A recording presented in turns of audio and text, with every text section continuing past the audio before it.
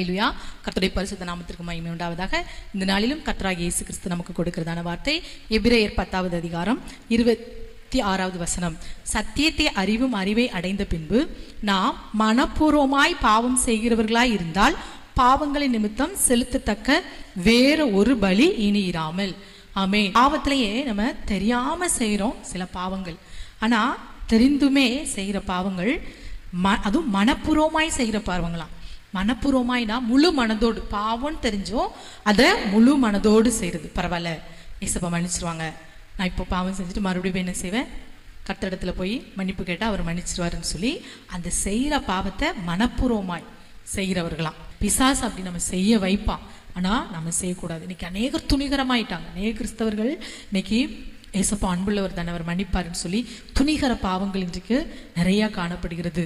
ஆகவே இதெல்லாம் இருந்து நாம் என்ன செய்யணும், அப்படிப்பட்ட சிந்தை நமக்கு இல்லாதபடி நாம் என்ன செய்யணும், பரிசுத்தம் உள்ளவர்களை, அவரை போல நாம் பரிசுத்தம் உள்ளவர்களை மாற வேண்டும். சத்தியத்தை அறிந்த பின் அப்படின்னா ஏசு கிறிஸ்து தான் சத்தியம். அவர் தான் நம் பாவங்களுக்காக ரத்தம் சிந்தினவர், மரித்து இன்றும் உயிரோடு இருக்கிறார். அவரை காணும்படி நாம் என்ன செய்வோம், பரலோகத்திற்கு போவோம் என்பதுதான் சத்தியம். இயேசு கிறிஸ்துவினுடைய ரத்தம் சகல பாவங்களை நீக்கி நம்மை சுத்திகரிக்கும் என்பதுதான் சத்தியம். அந்த சத்தியத்தை அறிந்த பின்பு இன்றைக்கு அநேகர் என்ன செய்யறாங்களா, மனப்பூர்வமாய் பாவம் செய்கிறவர்களாய் இருந்தால், அப்படி நாம் மன்னிப்பு பெற்ற பின்பும் நாம வேணும்னே பாவம் செய்யறது, தெரிஞ்சுமே துணிகரமா செய்கிறது, அதுதான் மனப்பூர்வமான பாவம். அப்படிப்பட்ட பாவங்களுக்கு செலுத்தத்தக்க பலி வேறொன்னு இல்லையா.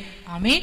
மனப்பூர்வமாய் பாவம் செய்கிறவர்கள் என்ன செய்யறாங்கன்னா, 29வது வசனம், தேவனுடைய குமாரனை காலின் கீழ் மிதித்து தன்னை பரிசுத்தம் செய்த உடன்படிக்கையின் ரத்தத்தை அசுத்தம் என்று எண்ணி கிருபையின் ஆவியை நிந்திக்கிறவன் எவ்வளவு கொடிதான் ஆக்கினுக்கு பாத்திரவானா இருப்பான் என்று யோசித்து பாருங்கள். மனப்பூர்வமா தெரிஞ்சே செய்யற பாவத்திற்கு, பாவம் செய்யறவங்க எப்படிப்பட்டவங்களா, நம்மை பரிசுத்தம் பண்ணின ஏசப்போடைய ரத்தத்தை காலின் கீழே போட்டு மிதிக்கிறவங்களாம். ஆமென். இப்படிப்பட்டவங்களுக்கு மன்னிப்பு இல்லை.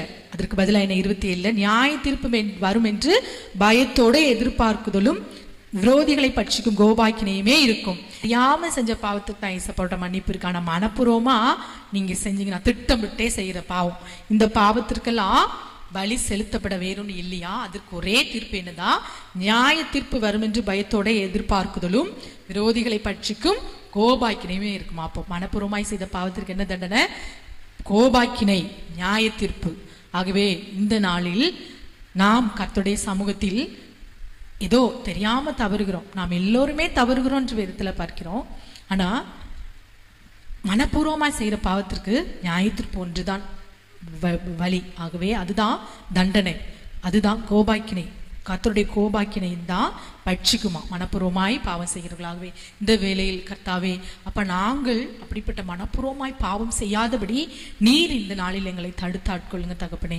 நாங்கள் அப்படி ஒருவேளை நான் மனப்பூர்வமாய் துணிகரமாய் நாங்கள் பாவம் செய்யாதபடி அப்படி செய்தால் அதற்கு நியாய தீர்ப்பும் கோபாக்கினையும் தான் தண்டனை என்று பார்க்கிறோம். அப்படி செய்கிறவர்கள் உம்முடைய ரத்தத்தை காலின் கீழ் மிதிக்கிறவர்கள் என்று பார்க்கிறோம். இப்படிப்பட்ட பாவங்களுக்கு சாபங்களுக்கு எங்கள் விலைக்கு ஆட்கொள்ளும் என்று சொல்லி நாம் ஜெபிக்கலாம். அப்படி நாம் என்ன செய்வோம், இந்த நாளில தீர்மானப்படும், மனப்பூர்வமா இனி நான் பாவம் செய்ய மாட்டேன். ஆகவே கண்களை மூடி ஜெபிக்கலாம். அப்பா, இந்த நாளிலும் நீ கொடுத்த இந்த நல்ல வார்த்தைக்காக உமக்கு நன்றி தகப்பனே. நாங்கள் உடன்படிக்கையின் ரத்தத்தை அசுத்தம் என்று எண்ணி உம்முடைய ரத்தத்தை நாங்கள் காலின் கீழ் மிதிக்கிறவர்களாய் காணப்படாதபடி, நாங்கள் மனப்பூர்வமாய் நாங்கள் பாவம் செய்யாதபடி நீர் இந்த நாளில் எங்கள் கைகள், கால்கள், சிந்தனைகள், நினைவுகள் எல்லாவற்றையும் தடுத்தாட்கொள்ளுங்க தகப்பனே. அதற்கு நாங்கள் ஜெப ஜீவியம் உள்ளவர்களாய் காணப்பட நீர் கிருபை செய்யுங்க. சாத்தானின் தந்திரங்களுக்கு நாங்கள் எதிர்த்து நிறுத்து வெற்றியுள்ள கிறிஸ்தவ வாழ்க்கை, ஜெயமுள்ள கிறிஸ்தவ வாழ்க்கை வாழ அப்பா, துணிகர பாவங்களுக்கு மனப்பூர்வமாய் நாங்கள் பாவம் செய்யாதபடி எங்களை காக்க அதிகமாய் ஜெபிக்கிற பிள்ளைகளாய் எங்கள் ஒவ்வொருவரையும் மாற்றுங்க. அப்பா, அம்மை ஸ்தோத்திரிக்கிறோம். ஜெபிக்கும் போது இப்படிப்பட்ட கிரியைகளுக்கு நாங்கள் தப்பியிருப்போம் என்று இந்த நாளில் அப்பா நீர் எங்களுக்கு கிருபை தாங்க, ஜெபிக்க கிருபை தாங்க. சகல துதிகன மகிமை உமக்கே செலுத்துகிறோம். இயேசுவின் நாமத்தில் ஜெபிக்கிறோம் நல்ல பிதாவே. ஆமென், ஆமென்.